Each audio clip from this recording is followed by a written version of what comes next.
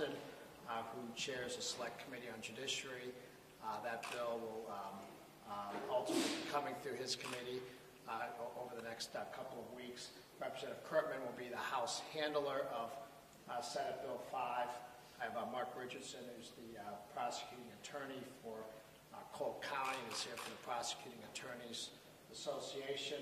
Robert Cornejo is the chairman of our Civil and Criminal Jurisprudence Committee, and he'll be doing the initial hearings on this bill starting next week. Joining me is my good friend, Senator Nasheed, who we've been working closely with on this matter, our floor leader, Todd Richardson, and our assistant majority floor leader, Mike Searpoy. So, one of the things we've been talking about here in the House since the beginning of session is, is that we want to address some systemic issues relating to issues that we have in certain areas of the state. And one of our concerns, always as our caucus and as our body, is the relationship of government to the citizens that it oversees and the citizens who the government is supposed to represent. I think what we've seen over the past couple of months is in many areas the government is failing its citizens and failing the people it's supposed to protect, particularly in certain municipalities. Government should exist to protect the public.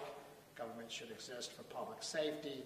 Government should not exist to feed its own budget off of backs of fining its citizens under the threat of warrant. So what we're doing is we're taking, and we appreciate the work that Senator Eric Schmidt has done on SB 5, getting it to this point. We're taking many of the underlying principles in that bill, but also strengthening that. And some of the things that we're doing is we're going to provide the municipal judges be governed by the Missouri Supreme Court rules to the same standards and rules and procedures as state court judges. We're going to require the municipal courts report the creation or disestablishment of a court to the Missouri Supreme Court so we can make sure there are proper procedures and oversight. One of the things that kind of surprised us in going through this process is there is no database. There's no requirement that if a municipal court is established, that it be reported to any sort of higher authority. So we're taking that step to close that loophole. With regard to the relationship of the government to its citizens and to the accused, we're going to provide that all defendants who are arrested in the municipal court, and these are for minor traffic violations, and I think that's important. Everything we're talking about here deal with minor traffic violations and not more serious offenses such as DWIs or assaults or other things like that. So these are all applicable to minor traffic offenses where the DOR would assess 4 points or less. So things like speeding tickets, running stop signs, those types of things. All defendants who are arrested without a warrant should have the opportunity to be heard by a judge not less than 36 hours after their arrest. Defendants who are arrested for outstanding warrants must have the opportunity to be heard by the judge within 48 hours for minor traffic violations and 72 hours for other violations. We're going to prevent courts, municipal courts, from issuing failure to appear charges against defendants. So what happens now is if someone gets a minor traffic violation and they don't appear at their first court appearance, they not only get a warrant issued against their arrest, but there's an additional municipal charge which is layered on top of that called a failure to appear charge, for which another warrant is ultimately issued. And that has the effect of doubling or quadrupling the amount of fines that are assessed against the individual and puts them in a hole that they can never get out of. So we're still going to hold the individuals accountable for the underlying charge for which they've been accused, but we're not going to allow municipalities to pile on that initial charge with failure to appears and other things like that. And what's interesting, too, what we found out is that in many cases, those failure to appear charges, because they're not traffic violations, don't count against the municipality's percentages under the existing Max Creek law. Okay? So we're going to close that loophole. We're also going to require municipal courts to factor in a defendant's ability to pay into the sentence of that defendant, which includes utilizing payment plans, alternative sentencing, and community service. We are going to take a hard look at the percentage of general revenue under the Max Creek law. It's certainly going to be less than 20%. Welcome, Senator. It's certainly going to be less than 30% that's there now. The Senate came in at 10%. I think we're going to be 20% or below. That's part of what Representative Cornejo is going to do next week, is have hearings on exactly what that percentages want to be and should be. We want to make sure that we don't accidentally cut out areas that need to be enforced by municipalities, such as traffic clearance on highways and those sorts of things, to make sure those services are still provided. But there's going to be a substantial reduction in the current percentage. It's going to be much closer to the Senate number than the current number, which is in law.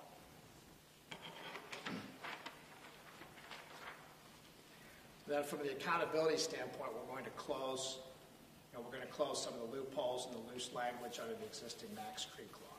We're going to specify that municipalities have to submit an annual financial report that details not only the revenue they collect for minor traffic violations, but also the total city revenue.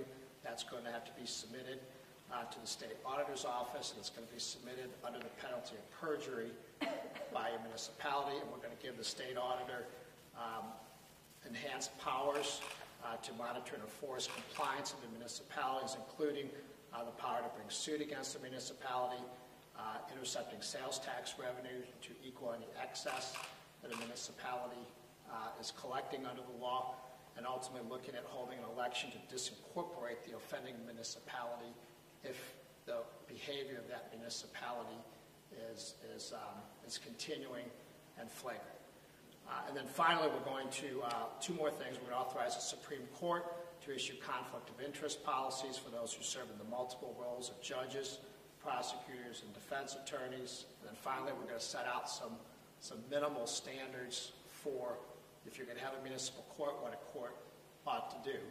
And, I think a prime example of that is your court has to be held in a public facility, and much like the Sunshine Law, has to be held in a facility that's reasonably large enough to accommodate those that the court expects to attend that evening or that day. So everyone has the opportunity to be in the room. If they have to bring a child, the child's permitted to come. If there's room for them to be up there with their lawyer. There's just kind of those types of minimum standards that I think we would all think are common sense that often aren't carried out. So I will turn this over to any of my chairman or Bill Handel, if you have anything to say on this, or kind of cover it all. Well, senators, anyone else wants to say anything? Happy to do it. I would simply just like to say I'm very thankful to Speaker Diehl for having ongoing conversations with members of the Senate. We have been very open with some of the desires that we have.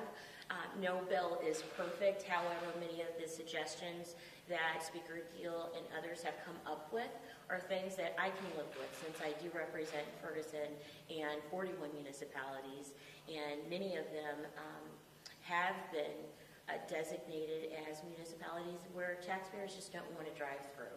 And we have to change the climate. Not every community is like North County, many of those municipalities, but too many are. And I know that my constituents want to seek a balance between safety and also not being overburdened.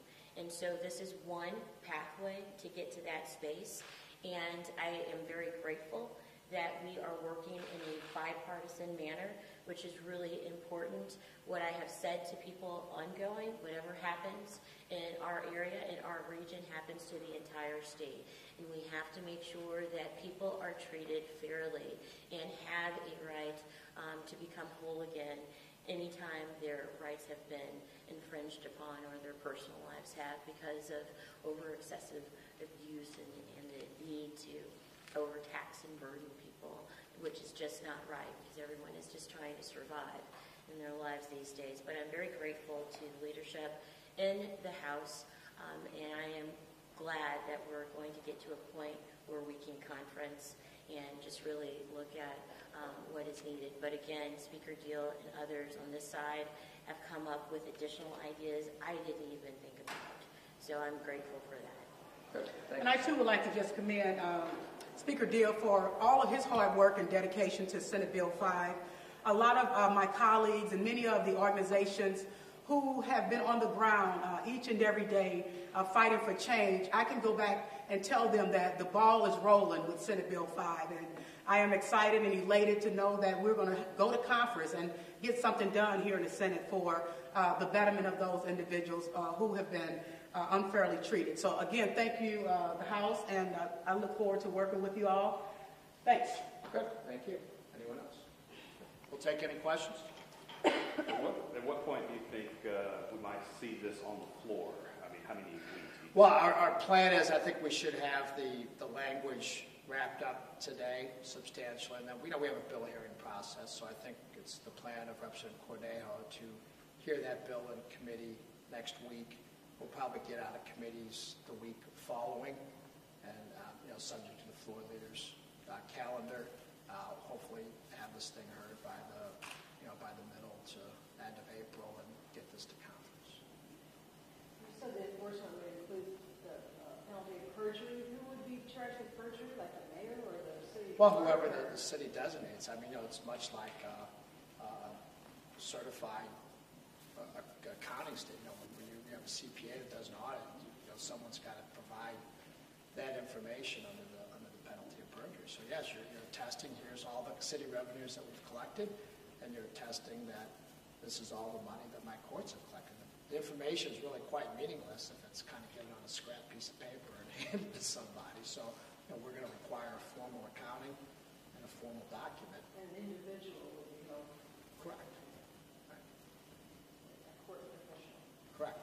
Either court official or it may be a city administrator. One of the challenges that we have in deciding exactly who that person is that with the various types of ways our municipalities are organized, some are charter cities that have a strong form of a strong mayor, some have a strong city administrator, some have a city manager, some the Board of Aldermen or council make that decision. So every city is unique on how they're set up. So I think it's difficult for us to say this person, because the mayor may not actually have access to the information in some cities. So that each city has to designate who that person is going to be. It's going to have to be. I think one other issue before we close we need to tackle. A lot of the municipalities, and I don't know if it's a conspiracy or what, but many of them are having their court dates on the same day. So therefore, individuals cannot make it from one court to the next, and therefore you have that failure to appear. So that's something that we're going to have to talk about as well when it comes to a failure to appear. Right. Yeah, and I think what the senators are raising is also an important point. One of the standards that we're going to address with these courts that they provide an alternative method of payment other than showing up in court. So if I've been cited for a traffic ticket, I should be able to pay my fine electronically or mail it in. I shouldn't necessarily be compelled to have to show up that day for a minor traffic violation. And that's what they do in other cities, more progressive cities around the nation, is they allow people to pay their bills online. Right. So you structure the facilities requirements when you're talking about courtrooms need to be large enough. Right. So I'm wondering if there might be a Hancock concern there, if they have to expend some money to pay for some of those things. Well, it's no different than what we do for the Sunshine Law. Right? We require city councils, if they have a zoning hearing, that they know or reasonably expect to have a crowd bigger than that room that they typically use to have a bigger room. The courts can also do that through the management of documents. This is a courtroom is a public proceeding, okay? And people who have been cited to appear that night in court should have the right to be inside the building where the court's being held and not be forced to stand out in the parking lot wondering if and when their name gets called. So I'm not concerned about that. Anticipating that as this bill, as this law gets tightened down, it could have an impact on some of these municipalities. Some of these municipalities may go away with their funding without such. What are your thoughts about dealing with that in the next couple of years if the legislature may need Yeah, I mean, we have some other legislation that's working its way through the process, dealing with that issue. But it still doesn't deal with the fundamental issue. You have to keep in mind, this is not a collection of fees for a rec center, okay? This is using the criminal justice system to collect fees for cities where they're collecting money against individuals under the threat of warrant. So it gets to basic civil rights issues, and these are not how cities should be funded. Well, with the movement on this bill, are there any negotiations or plans to move some other bills like police body cameras and procedures during protests, things like that? Well, those bills are working. There's no broader agreement to do those things. As I've discussed before, we're working on the House is working on the use of force provision over in Representative Rhodes' public safety committee right now, but there's no broader agenda. And I think that's what's important. What's important about this press conference is people are going to disagree, okay, about certain aspects of what should and shouldn't be done, but we shouldn't let that stop the things that we do agree on and that we should be able to get done. I think this broad type of reform is something that I think everyone, there's a broad spectrum of people across the political philosophy aisle here standing behind me, and I think that demonstrates that this is something we need to get addressed. After the DOJ report came out, Governor Nixon also talked about municipal court reform. Have you been in contact with him about? I've sent them this draft. I've not heard that. In fairness, it was only a couple days. So, okay, thank you very much. Appreciate it.